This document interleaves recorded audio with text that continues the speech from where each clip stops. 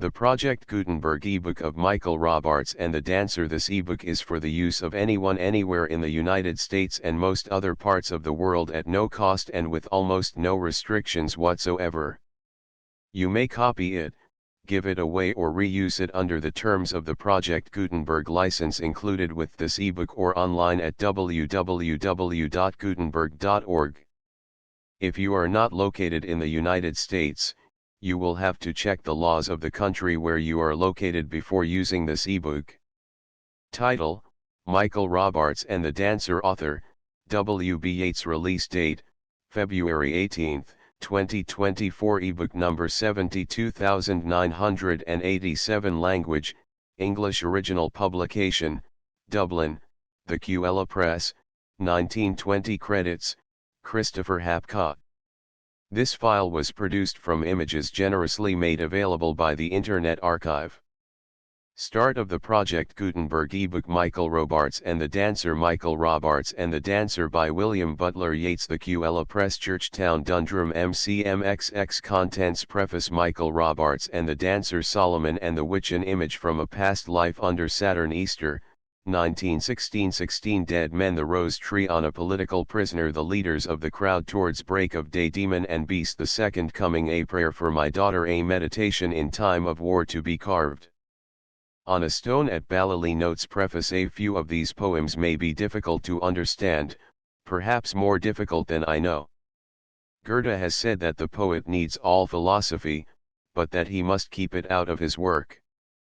After the first few poems I came into possession of Michael Robartes' exposition of the Speculum Angelorum et Hominum of Geraldus, and in the excitement of arranging and editing could no more keep out philosophy than could Goethe himself at certain periods of his life.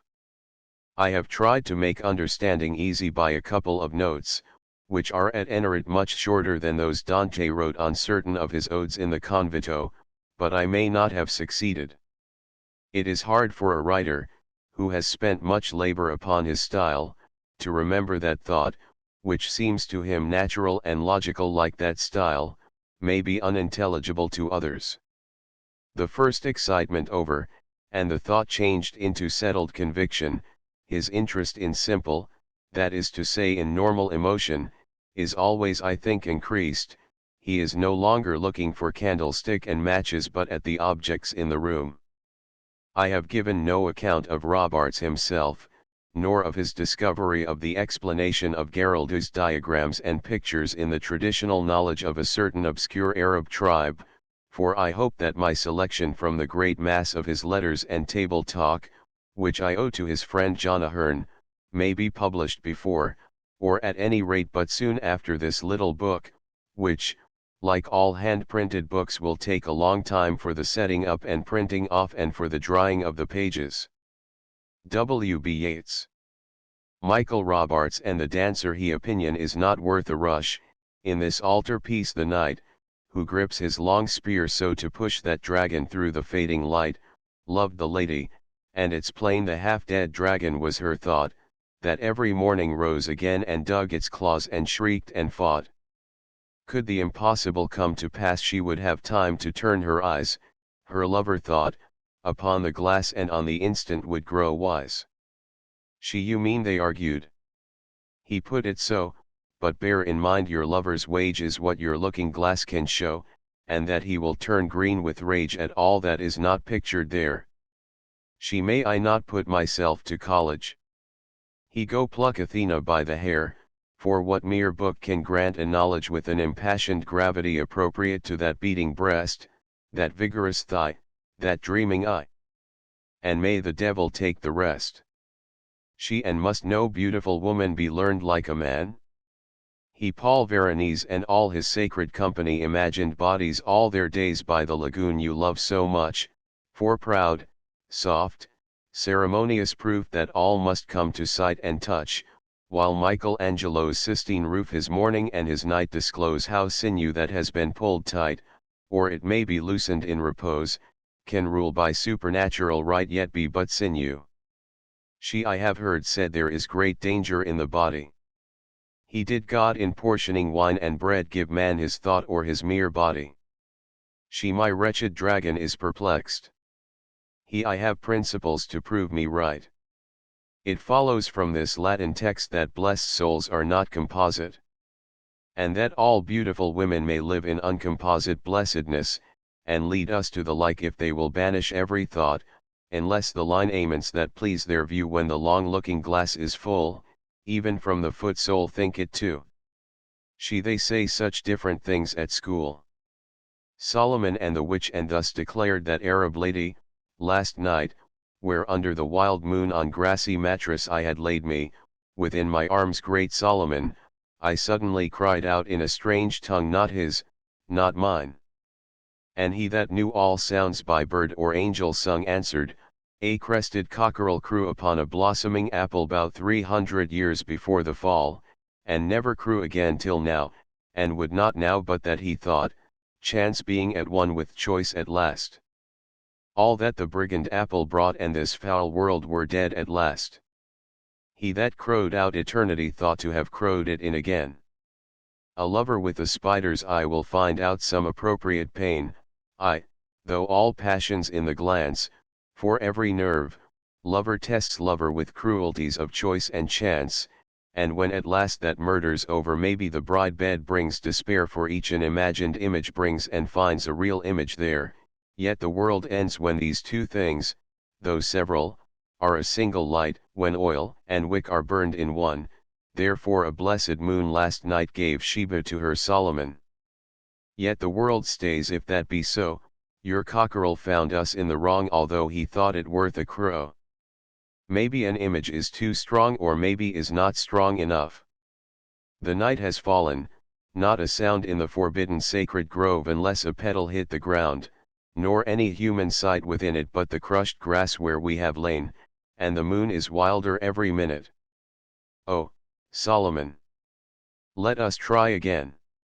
An image from a past life he never until this night have I been stirred. The elaborate starlight has thrown reflections on the dark stream, till all the eddies gleam, and thereupon there comes that scream from terrified, invisible beast or bird, image of poignant recollection. She an image of my heart that is smitten through out of all likelihood, or reason. And when at last, youth's bitterness being past, I had thought that all my days were cast amid most lovely places, smitten as though it had not learned its lesson. Why have you laid your hands upon my eyes? What can have suddenly alarmed you whereon 'twere best my eyes should never rest? What is there but the slowly fading west, the river imaging the flashing skies, all that to this moment charmed you? She a sweetheart from another life floats there as though she had been forced to linger from vague distress or arrogant loveliness. Merely to loosen out a tress among the starry eddies of her hair upon the paleness of a finger. But why should you grow suddenly afraid and start at your shoulder imagining that any night could bring an image up, or anything even to eyes that beauty had driven mad, but images to make me fonder? She has thrown her arms above her head, whether she threw them up to flout me, or but to find, now that no fingers bind, that her hair streams upon the wind, I do not know, that no I am afraid of the hovering thing night brought me. Under Saturn do not because this day I have grown saturnine imagine that some lost love, unassailable being a portion of my youth, can make me pine and so forget the comfort that no words can tell your coming brought, though I acknowledge I have gone on a fantastic ride, my horse's flanks were spurred by childish memories of an old cross Pollexfen, and of a Middleton, whose name you never heard, and of a red-haired Yeats whose looks, although he died before my time, seem like a vivid memory. You heard that laboring man who had served my people. He said upon the open road, near to the Sligo quay no, not said, but cried it out you have come again and surely after 20 years it was time to come. I am thinking of a child's vow sworn in vain never to leave that valley his fathers called their home. November, 1919.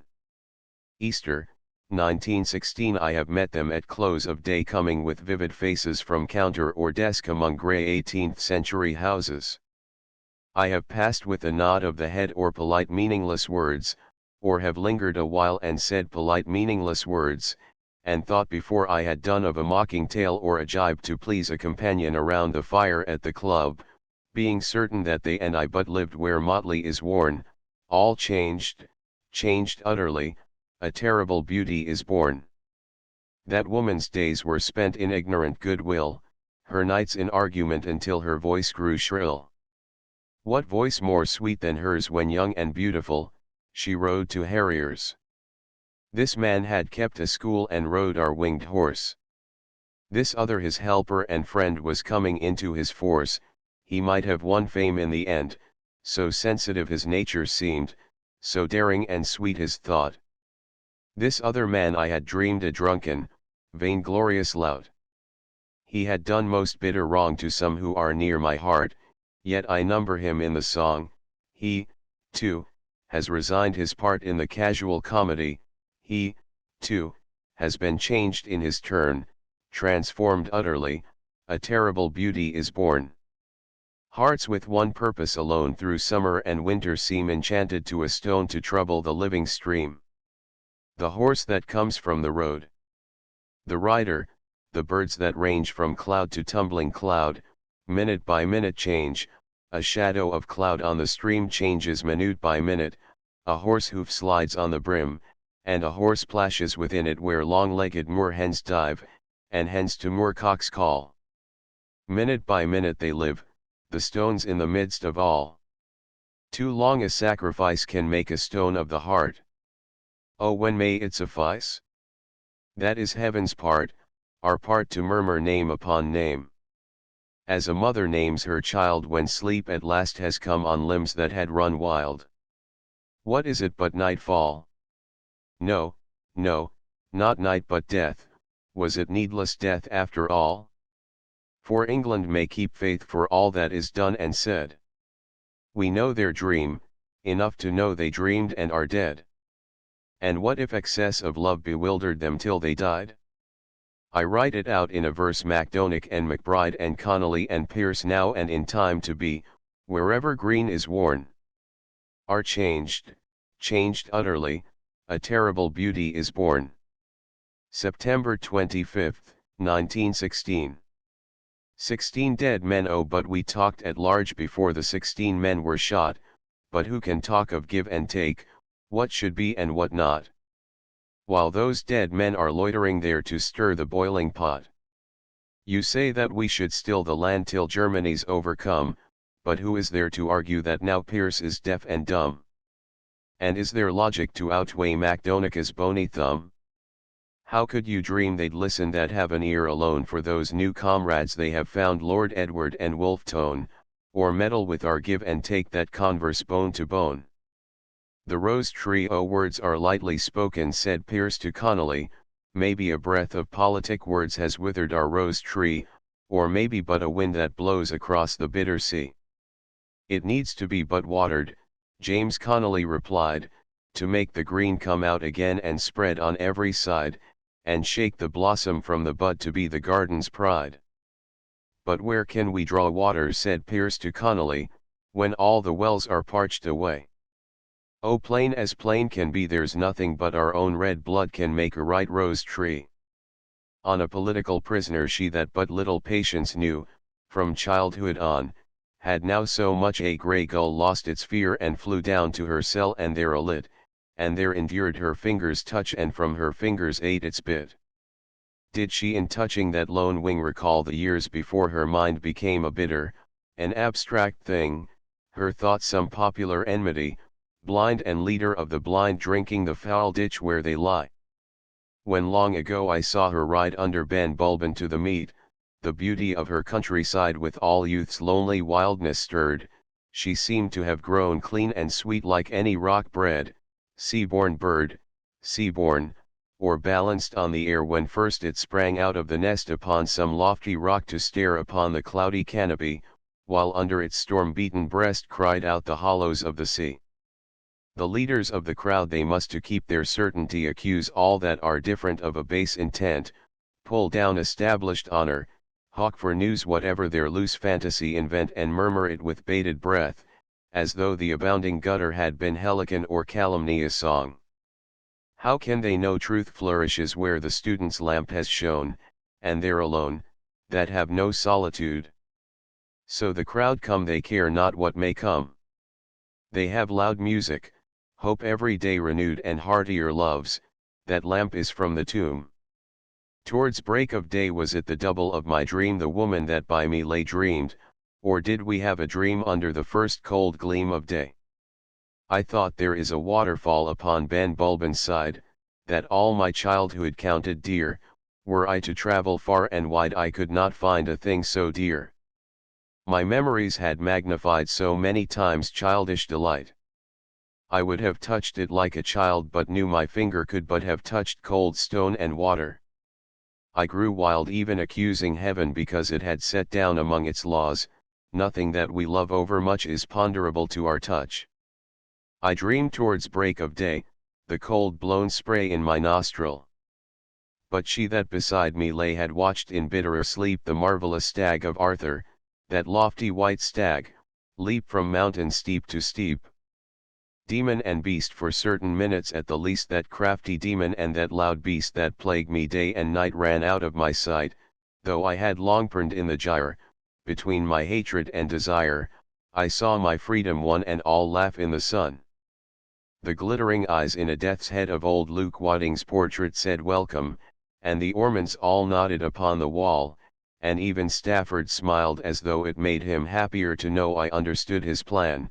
Now that the loud beast ran, there was no portrait in the gallery but beckoned to sweet company, for all men's thoughts grew clear, being dear as mine are dear.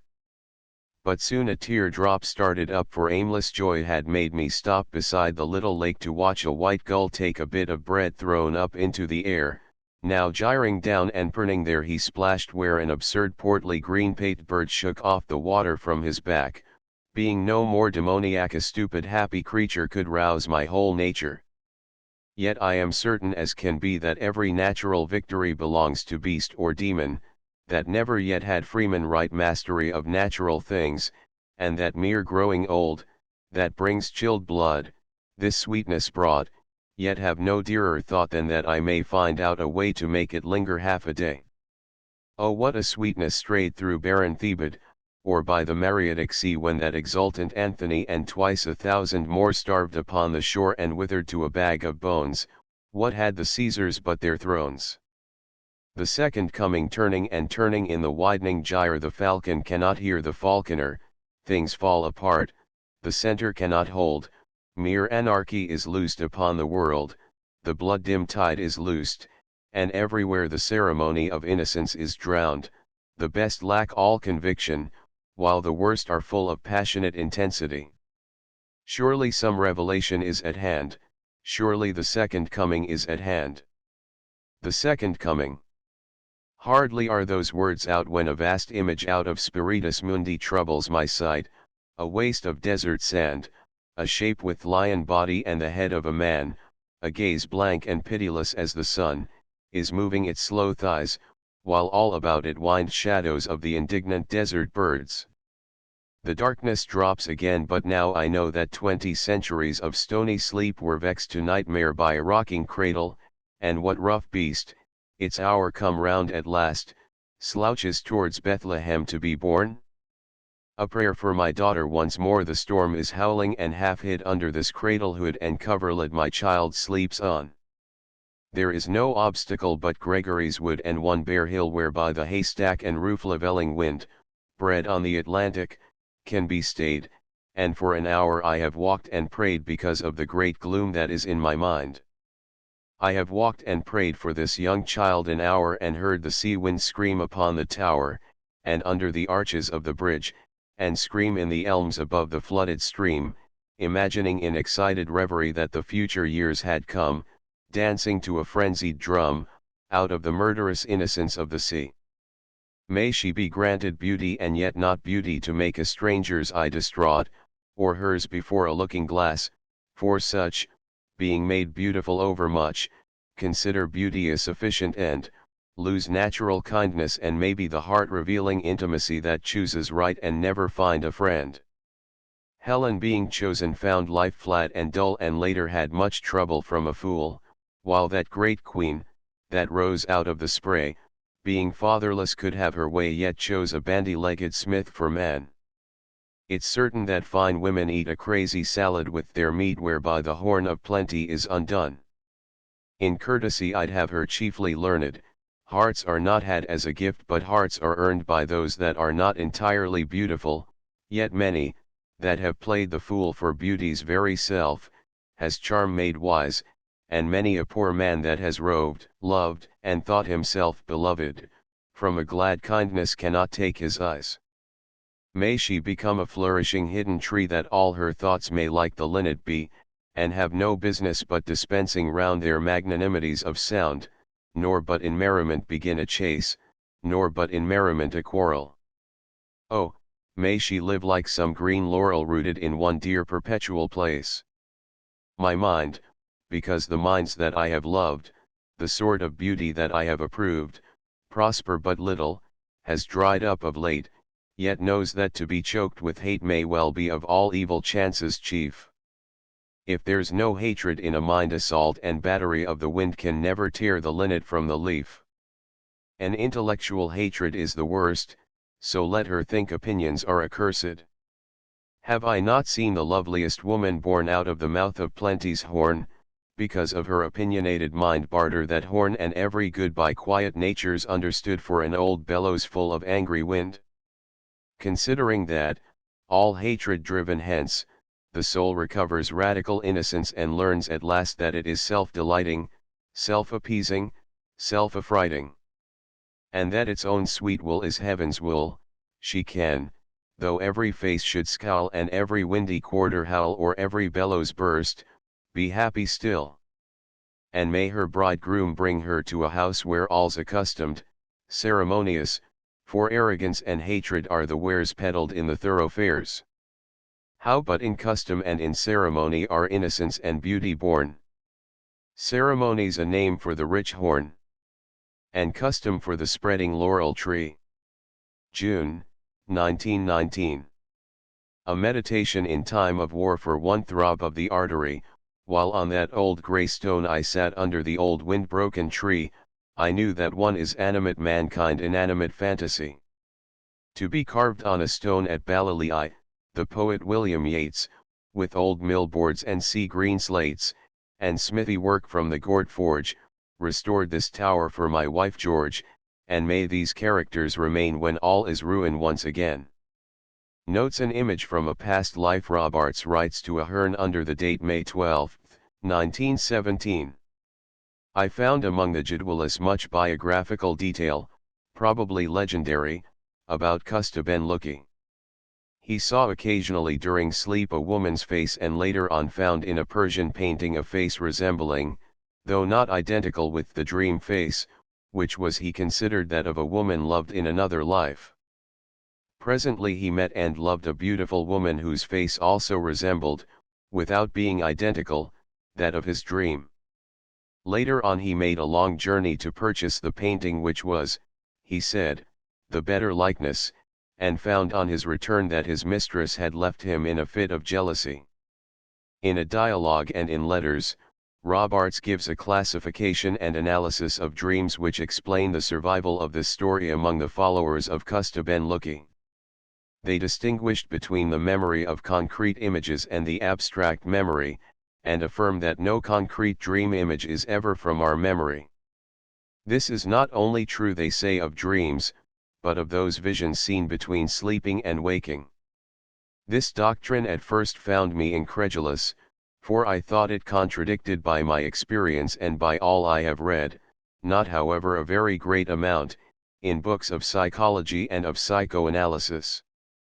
Did I not frequently dream of some friend or relation, or that I was at school?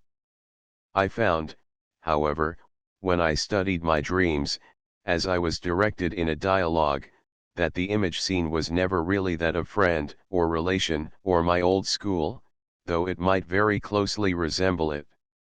A substitution had taken place, often a very strange one, though I forgot this if I did not notice it at once on waking. The name of some friend, or the conceptions my father and at school, are a part of the abstract memory and therefore of the dream life, but the image of my father, or my friend, or my old school, being a part of the personal concrete memory, appeared neither in sleep nor in visions between sleep and waking. I found sometimes that my father, or my friend, had been represented in sleep by a stool or a chair, and I concluded that it was the entire absence of my personal concrete memory that enabled me to accept such images without surprise. Was it not perhaps this very absence that constituted sleep? Would I perhaps awake if a single concrete image from my memory came before me? Even these images, stool, chair, etc., were never any particular stool, chair, etc. that I had known. Were these images, however, from the buried memory? Had they floated up from the subconscious? Had I seen them perhaps a long time ago and forgotten having done so? Even if that were so, the exclusion of the conscious memory was a new, perhaps important truth, but Robartes denied their source even in the subconscious. It seems a corroboration that though I often see between sleep and waking elaborate landscape, I have never seen one that seemed a possible representation of any place I have ever lived near from childhood up. Robartes traces these substitute images to different sources. Those that come in sleep are, 1. From the state immediately preceding our birth, 2. From the spiritus mundi, that is to say, from a general storehouse of images which have ceased to be a property of any personality or spirit. Those that come between sleeping and waking are, he says, reshaped by what he calls the automatic faculty, which can create pattern, balance, etc. from the impressions made upon the senses, not of ourselves, but of others bound to us by certain emotional links, though perhaps entire strangers, and preserved in a kind of impersonal mirror, often simply called the record, which takes much the same place in his system the lower strata of the astral light does among the disciples of Eliphaz. Levi. This does not exhaust the contents of dreams, for we have to account also for certain sentences, for certain ideas which are not concrete images and yet do not arise from our personal memory, but at the moment I have merely to account for certain images that affect passion or affection. Robartes writes to Ahern in a letter dated May 15, 1917, "No lover, no husband has ever met in dreams the true image of wife or mistress. She who has perhaps filled his whole life with joy or disquiet cannot enter there. Her image can fill every moment of his waking life, but only its counterfeit comes to him in sleep, and he who classifies these counterfeits will find that just in so far as they become concrete, sensuous, they are distinct individuals, never types but individuals. They are the forms of those whom he has loved in some past earthly life, chosen from spiritus mundi by the subconscious will, and through them, for they are not always hollow shades, the dead at whiles outface a living rival. They are the forms of overshadowers, as they are called. All violent passion has to be expiated or atoned, by one in life, by one in the state between life and life, because, as the Jadwalas believe, there is always deceit or cruelty, but it is only in sleep that we can see these forms of those who as spirits may influence all our waking thought. Souls that are once linked by emotion never cease till the last drop of that emotion is exhausted, call it desire, hate, or what you will, to affect one another, remaining always as it were in contact. Those whose past passions are unatoned seldom love living man or woman, but only those loved long ago, of whom the living man or woman is but a brief symbol forgotten when some phase of some atonement is finished, but because in general the form does not pass into the memory, it is the moral being of the dead that is symbolized. Under certain circumstances, which are precisely described, the form indirectly, and not necessarily from dreams, enters the living memory. The subconscious will, as in Custabenlucky in the story, selects among pictures, or other ideal representations, some form that resembles what was once the physical body of the overshadower, and this ideal form becomes to the living man an obsession, continually perplexing and frustrating natural instinct. It is therefore only after full atonement or expiation, perhaps after many lives, that a natural deep satisfying love becomes possible, and this love, in all subjective natures, must precede the beatific vision. When I wrote an image from a past life, I had merely begun my study of the various papers upon the subject, but I do not think I misstated Robartes' thought in permitting the woman and not the man to see the overshadow or ideal form, whichever it was. No mind's contents are necessarily shut off from another, and in moments of excitement images pass from one mind to another with extraordinary ease, perhaps most easily from that portion of the mind which for the time being is outside consciousness. I use the word pass because it is familiar, not because I believe any movement in space to be necessary. The second mind sees what the first has already seen, that is all. The second coming Robartes copied out and gave to Ahern several mathematical diagrams from the speculum, squares and spheres, cones made up of revolving gyres intersecting each other at various angles, figures sometimes of great complexity. His explanation of these, obtained invariably from the followers of Custa ben Lucky, is founded upon a single fundamental thought. The mind, whether expressed in history or in the individual life, has a precise movement, which can be quickened or slackened but cannot be fundamentally altered, and this movement can be expressed by a mathematical form. A plant or an animal has an order of development peculiar to it. A bamboo will not develop evenly like a willow, nor a willow from joint to joint, and both have branches, that lessen and grow more light as they rise, and no characteristic of the soil can alter these things. A poor soil may indeed check or stop the movement and a rich prolong and quicken it. Mendel has shown that his sweet peas bred long and short, white and pink varieties in certain mathematical proportions, suggesting a mathematical law governing the transmission of parental characteristics.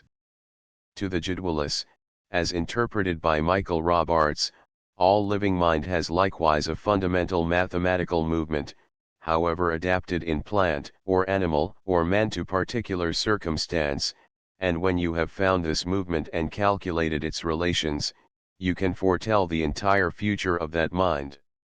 A supreme religious act of their faith is to fix the attention on the mathematical form of this movement until the whole past and future of humanity, or of an individual man, shall be present to the intellect as if it were accomplished in a single moment. The intensity of the beatific vision when it comes depends upon the intensity of this realization.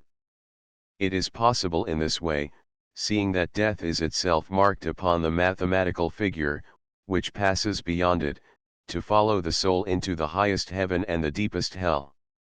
This doctrine is, they contend, not fatalistic because the mathematical figure is an expression of the mind's desire, and the more rapid the development of the figure the greater the freedom of the soul. The figure while the soul is in the body, or suffering from the consequences of that life, is frequently drawn as a double cone, the narrow end of each cone being in the center of the broad end of the other.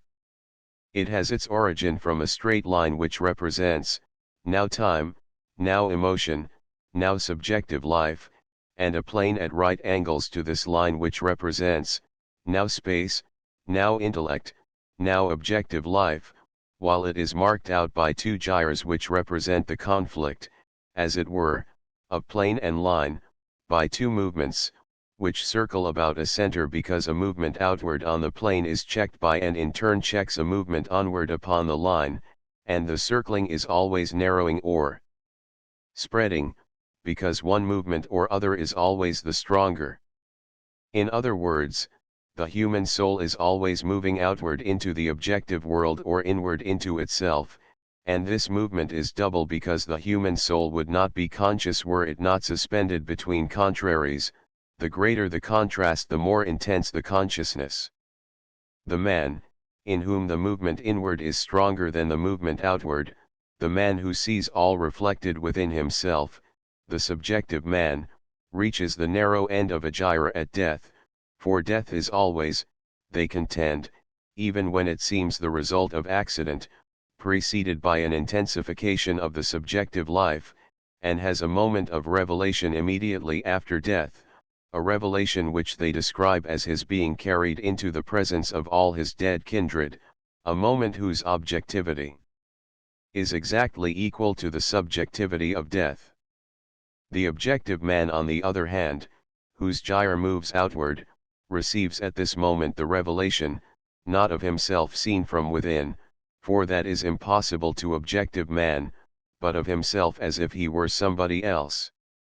This figure is true also of history, for the end of an age, which always receives the revelation of the character of the next age, is represented by the coming of one gyre to its place of greatest expansion and of the other to that of its greatest contraction.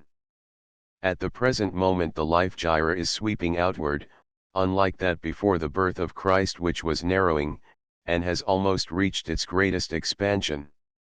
The revelation which approaches will however take its character from the contrary movement of the interior gyre. All our scientific, democratic, fact-accumulating, heterogeneous civilization belongs to the outward gyre and prepares not the continuance of itself but the revelation as in a lightning flash, though in a flash that will not strike only in one place, and will for a time be constantly repeated, of the civilization that must slowly take its place. This is too simple a statement, for much detail is possible. There are certain points of stress on outer and inner gyre, a division of each, now into 10, now into 28, stages or phases. However, in the exposition of this detail so far as it affects the future, Robartes had little help from the Jadwalists, either because they cannot grasp events outside their experience, or because certain studies seem to them unlucky. For a time the power, they have said to me, writes Robartes, will be with us, who are as like one another as the grains of sand, but when the revelation comes it will not come to the poor but to the great and learned, and establish again for 2000 years prince and vizier. Why should we resist? Have not our wise men marked it upon the sand, and it is because of these marks, made generation after generation by the old for the young, that we are named Jadwalists. Their name means makers of measures, or as we would say, of diagrams. Transcribers' notes: the nested quotation marks near the end of the notes have been corrected from the printed text. End of the Project Gutenberg ebook. Michael Robartes and the Dancer. Updated editions will replace the previous one. The old editions will be renamed.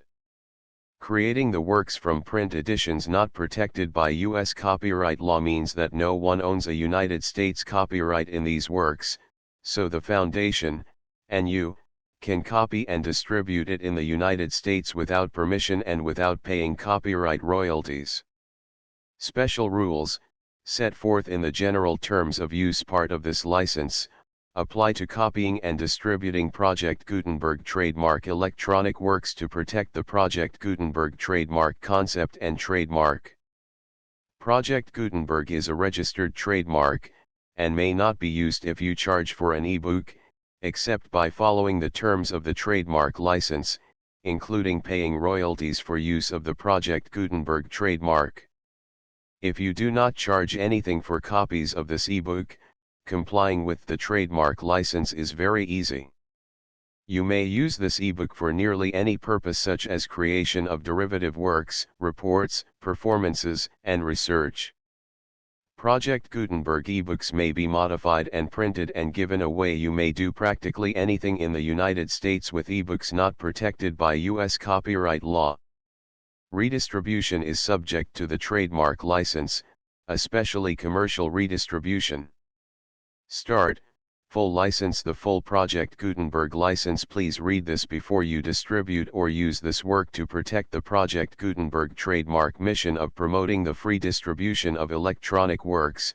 By using or distributing this work, or any other work associated in any way with the phrase Project Gutenberg, you agree to comply with all the terms of the full Project Gutenberg trademark license, available with this file or online at www.gutenberg.org/license. Section 1. General terms of use and redistributing Project Gutenberg trademark electronic works 1.a. By reading or using any part of this Project Gutenberg trademark electronic work, you indicate that you have read, understand, agree to and accept all the terms of this license and intellectual property, trademark/copyright, agreement. If you do not agree to abide by all the terms of this agreement, you must cease using and return or destroy all copies of Project Gutenberg trademark electronic works in your possession. If you paid a fee for obtaining a copy of or access to a Project Gutenberg trademark electronic work and you do not agree to be bound by the terms of this agreement, you may obtain a refund from the person or entity to whom you paid the fee as set forth in paragraph 1.e.8. 1.b Project Gutenberg is a registered trademark. It may only be used on or associated in any way with an electronic work by people who agree to be bound by the terms of this agreement. There are a few things that you can do with most Project Gutenberg trademark electronic works even without complying with the full terms of this agreement. See paragraph 1.c below. There are a lot of things you can do with Project Gutenberg trademark electronic works if you follow the terms of this agreement and help preserve free future access to Project Gutenberg trademark electronic works. See paragraph 1.e below. 1.c. The Project Gutenberg Literary Archive Foundation, the Foundation or PGLOF, owns a compilation copyright in the collection of Project Gutenberg trademark electronic works. Nearly all the individual works in the collection are in the public domain in the United States. If an individual work is unprotected by copyright law in the United States and you are located in the United States, we do not claim a right to prevent you from copying, distributing, performing, displaying, or creating derivative works based on the work as long as all references to Project Gutenberg are removed. Of course, we hope that you will support the Project Gutenberg trademark mission of promoting free access to electronic works by freely sharing Project Gutenberg trademark works in compliance with the terms of this agreement for keeping the Project Gutenberg trademark name associated with the work. You can easily comply with the terms of this agreement by keeping this work in the same format with its attached full Project Gutenberg trademark license when you share it without charge with others. 1.d. The copyright laws of the place where you are located also govern what you can do with this work. Copyright laws in most countries are in a constant state of change. If you are outside the United States, check the laws of your country in addition to the terms of this agreement before downloading, copying, displaying, performing, distributing or creating derivative works based on this work or any other Project Gutenberg trademark work. The Foundation makes no representations concerning the copyright status of any work in any country other than the United States. 1.e Unless you have removed all references to Project Gutenberg, 1.e.1. The following sentence, with active links to, or other immediate access to, the full Project Gutenberg trademark license must appear prominently whenever any copy of a Project Gutenberg trademark work, any work on which the phrase Project Gutenberg appears, or with which the phrase Project Gutenberg is associated, is accessed, displayed, performed, viewed, copied or distributed. This ebook is for the use of anyone anywhere in the United States and most other parts of the world at no cost and with almost no restrictions whatsoever. You may copy it, give it away or reuse it under the terms of the Project Gutenberg license included with this ebook or online at www.gutenberg.org. If you are not located in the United States, you will have to check the laws of the country where you are located before using this ebook. 1.e.2. If an individual Project Gutenberg trademark electronic work is derived from texts not protected by U.S. copyright law, does not contain a notice indicating that it is posted with permission of the copyright holder, the work can be copied and distributed to anyone in the United States without paying any fees or charges. If you are redistributing or providing access to a work with the phrase Project Gutenberg associated with or appearing on the work, you must comply either with the requirements of paragraphs 1.e.1 through 1.e.7 or obtain permission for the use of the work and the Project Gutenberg trademark as set forth in paragraphs 1.e.8 or 1.e.9. 1.e.3. If an individual Project Gutenberg trademark electronic work is posted with the permission of the copyright holder, your use and distribution must comply with both paragraphs 1.e.1 through 1.e.7 and any additional terms imposed by the copyright holder. Additional terms will be linked to the Project Gutenberg trademark license for all works posted with the permission of the copyright holder found at the beginning of this work. 1.e.4.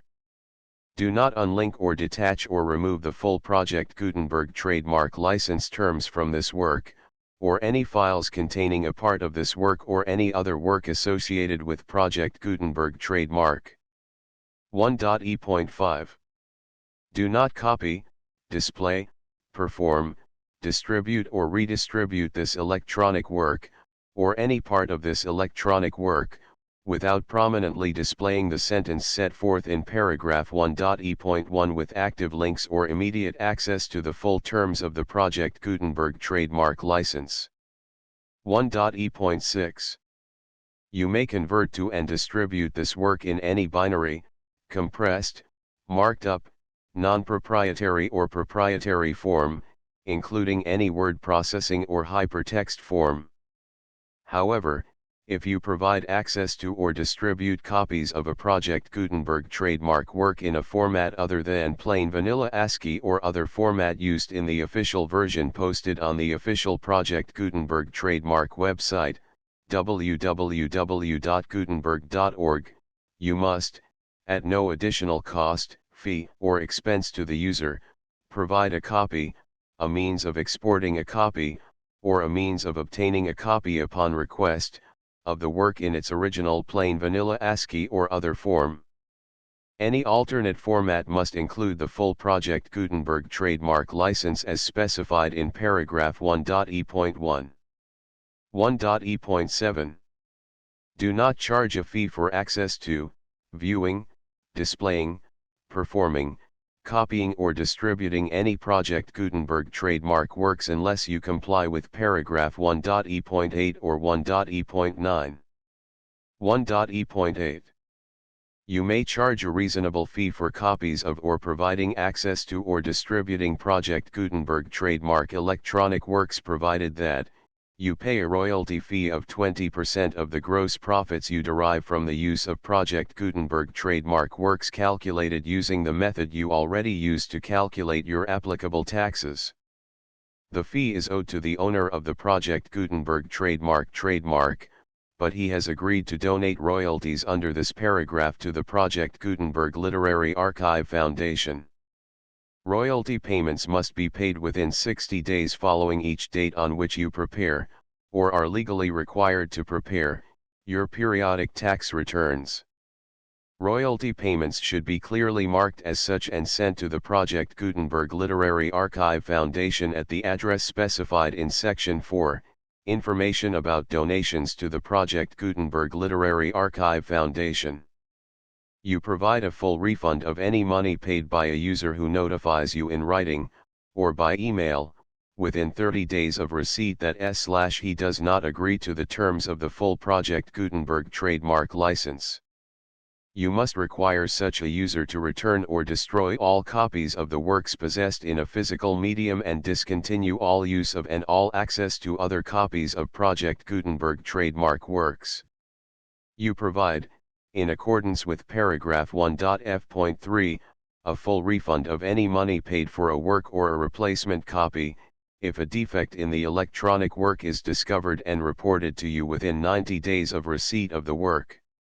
You comply with all other terms of this agreement for free distribution of Project Gutenberg trademark works. 1.e.9.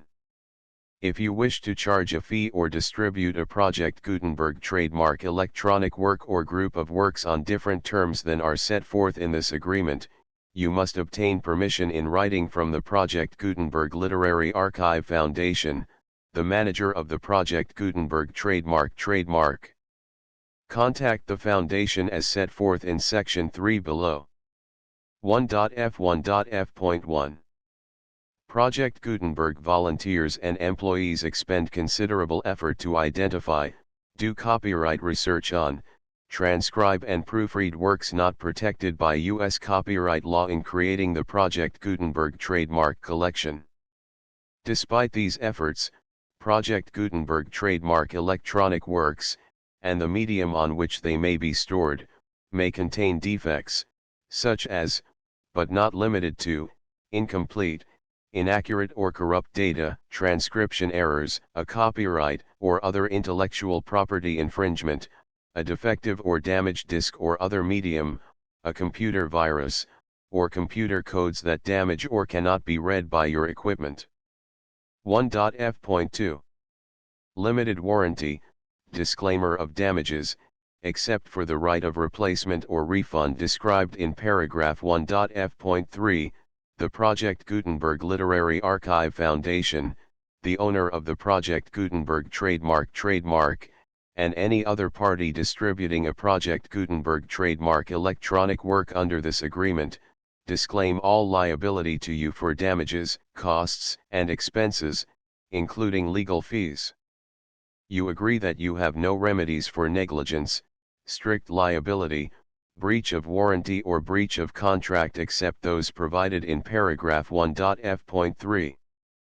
You agree that the Foundation, the trademark owner, and any distributor under this agreement will not be liable to you for actual, direct, indirect, consequential, punitive, or incidental damages even if you give notice of the possibility of such damage. 1.f.3 Limited right of replacement or refund.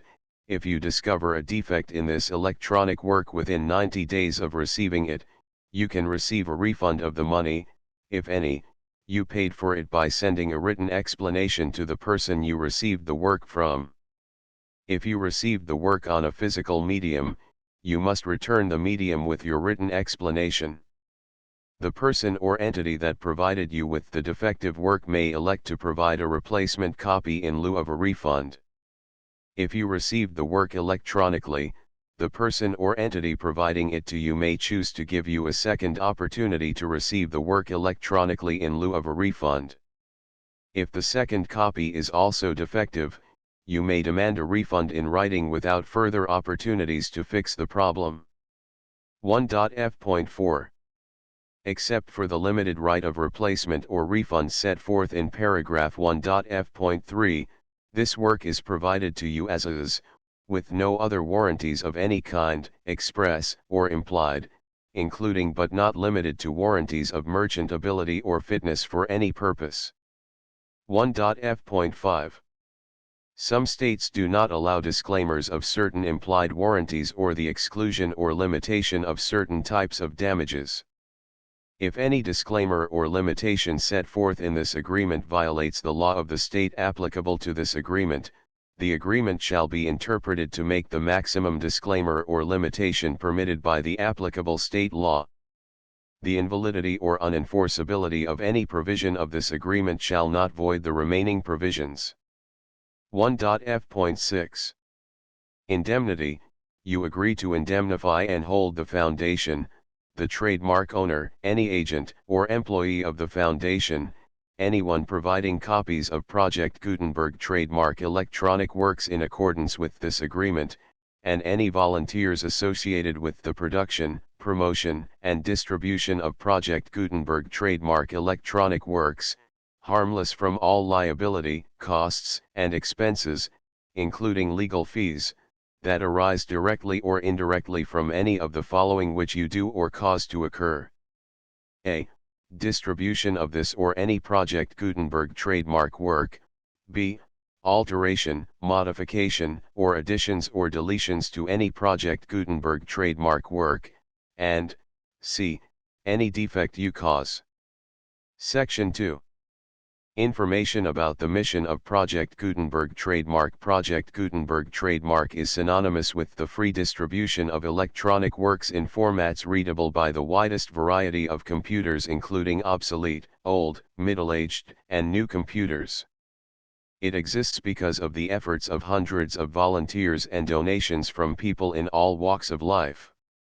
Volunteers and financial support to provide volunteers with the assistance they need are critical to reaching Project Gutenberg trademark's goals and ensuring that the Project Gutenberg trademark collection will remain freely available for generations to come.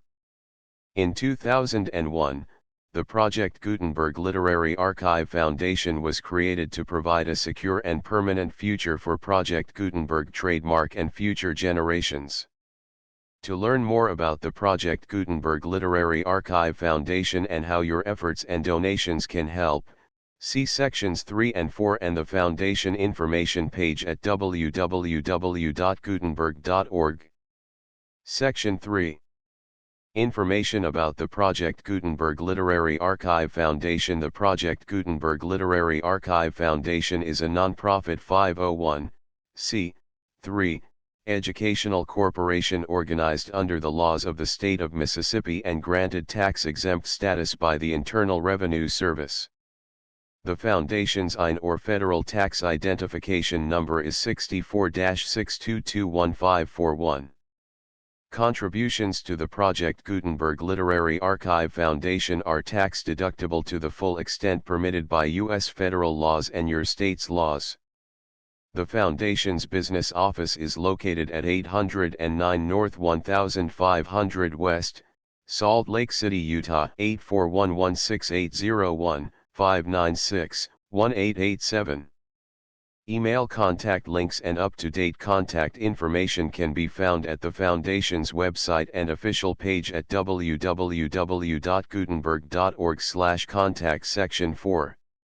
Information about donations to the Project Gutenberg Literary Archive Foundation. Project Gutenberg trademark depends upon and cannot survive without widespread public support and donations to carry out its mission of increasing the number of public domain and licensed works that can be freely distributed in machine-readable form accessible by the widest array of equipment, including outdated equipment.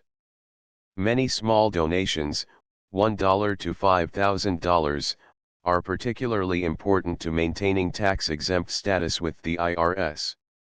The Foundation is committed to complying with the laws regulating charities and charitable donations in all 50 states of the United States. Compliance requirements are not uniform and it takes a considerable effort, much paperwork, and many fees to meet and keep up with these requirements.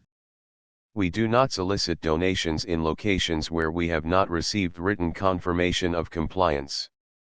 To send donations or determine the status of compliance for any particular state, visit www.gutenberg.org/donate. While we cannot and do not solicit contributions from states where we have not met the solicitation requirements, we know of no prohibition against accepting unsolicited donations from donors in such states who approach us with offers to donate.